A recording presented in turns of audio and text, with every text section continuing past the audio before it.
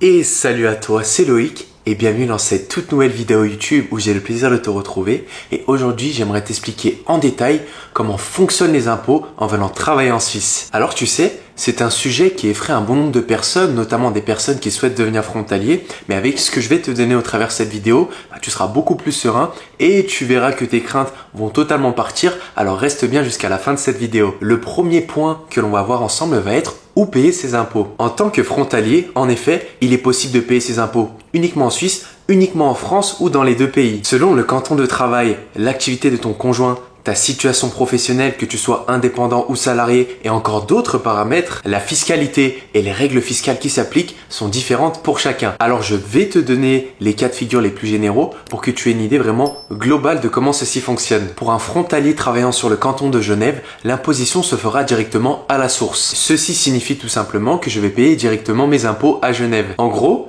tu auras chaque mois sur ta fiche de salaire un montant qui sera directement pris sur ton salaire brut. Deuxième cas, un frontalier travaillant dans un canton suisse n'étant pas soumis à l'impôt à la source. Ce peut être le cas du canton de Valais, du Jura, de Neuchâtel, de Bâle ou encore de Berne. Dans ce cas de figure, je ne paye pas mes impôts à la Suisse, mais je paye mes impôts là où je réside, c'est-à-dire à la France. Et c'est la même chose si ton conjoint ou ta femme bosse également en Suisse, il faudra bien distinguer les différentes sources de revenus par rapport à l'imposition. Pour exemple, si tu bosses à Genève mais que ton mari bosse à Neuchâtel, tu devras payer tes impôts directement à la Suisse, mais lui devra payer ses impôts à la France. Aussi simple que ça. Et bien sûr, on est dans le même cas de figure si tu travailles à Genève et que ton conjoint travaille en France. Tes revenus seront imposés à la Suisse et les revenus de ton conjoint seront imposés en France. Petite spécificité pour les frontaliers séjournant la semaine en Suisse, on les nomme frontaliers semainiers puisqu'ils rentrent sur les territoires français seulement une fois par semaine. Dans ce cas-là, et peu importe le canton,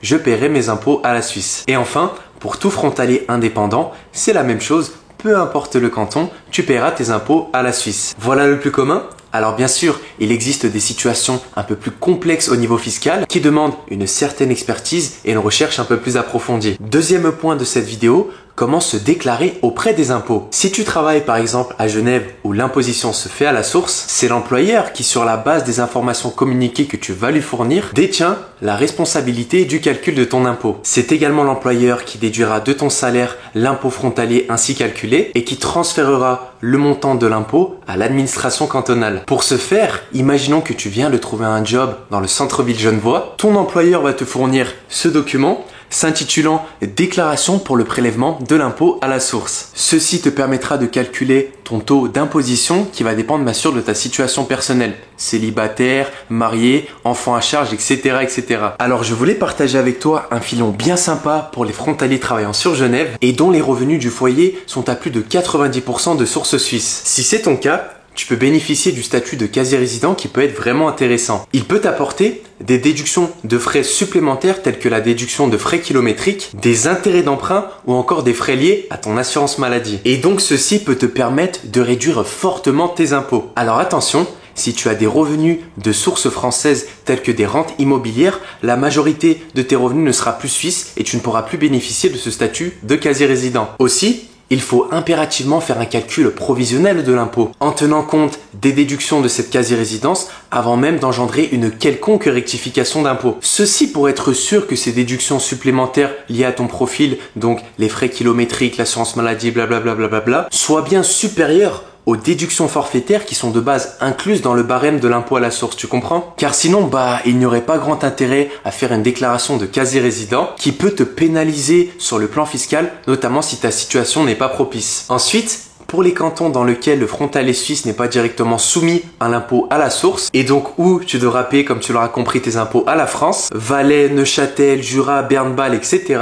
Il te faudra remplir une attestation de résidence fiscale que je vais te mettre juste ici qui s'appelle formulaire 2041 AS. Voilà pour le nom. Il doit être remis le plus rapidement à ton employeur suisse afin d'éviter une double imposition entre la France et la Suisse. Et pour te le procurer, c'est très simple, tu vas directement sur le site des impôts français là où il est présent. On a vu dans ce deuxième point comment se déclarer auprès des impôts et maintenant pour ce troisième point de la vidéo, on va voir comment maintenant déclarer tes revenus auprès des impôts. Alors il y a une chose qui est primordiale, il faut absolument que tu le saches et que peu importe le type de frontalier que tu es, peu importe le canton dans lequel tu bosses et peu importe où tu vas payer tes impôts, tu es dans l'obligation de déclarer tes revenus suisses à la France et ceci chaque année. Pour ce faire, tu vas devoir remplir le formulaire 2047 que je te mets juste ici. Oui, je sais, ça fait beaucoup de formulaires, mais t'inquiète pas, ça sera le dernier de cette vidéo. Celui-ci va tout simplement te permettre de déclarer tes revenus perçus en Suisse. En plus, tu as une fiche d'aide assez pratique qui va te permettre de convertir tes salaires perçus en CHF en euros et j'avoue que ceci facilite grandement la tâche. Et ensuite, tu me demanderas,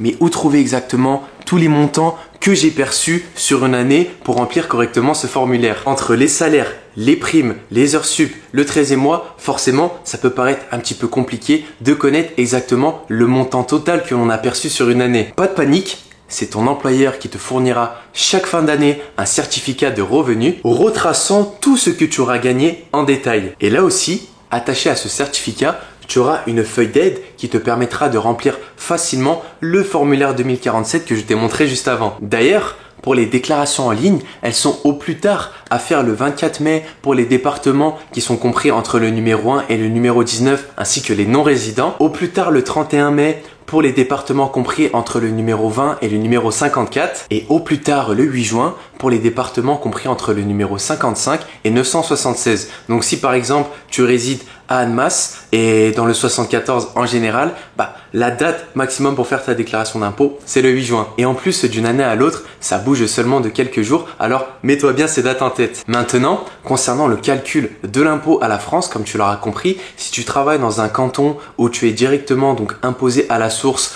comme à Genève, tu n'auras pas à payer des impôts en plus à la France. C'est logique. Si tu dois payer tes impôts à la France, on prendra tes revenus suisses et on calculera ton impôt à la hauteur de ta tranche marginale d'imposition progressive. Tu sais, les fameux 0, 11, 30, 41%, c'est des chiffres que tu peux retrouver notamment sur des tableaux facilement en ligne. Le calcul se fera également par rapport au nombre de parts que tu as qui dépendra de ta situation personnelle. C'est-à-dire, est-ce que tu es célibataire, est-ce que tu es marié, est-ce que tu es pacsé, est-ce que tu as des enfants, etc. etc. C'est principalement de par ces deux facteurs que se fera le calcul de ton imposition par rapport à tes revenus suisses. J'espère que le fonctionnement des impôts par rapport à la Suisse est un peu plus clair pour toi et si tu as d'autres questions, n'hésite surtout pas à m'écrire tout ceci en commentaire et j'y répondrai avec plaisir. Après, pour être honnête avec toi, ce que je t'ai donné au travers de cette vidéo ne représente qu'une infime partie des conseils et astuces que je peux t'apporter. Venir travailler en Suisse comporte de nombreuses ficelles à mettre en place. On avait aujourd'hui le domaine fiscal, mais tu en as plein d'autres. Le domaine bancaire,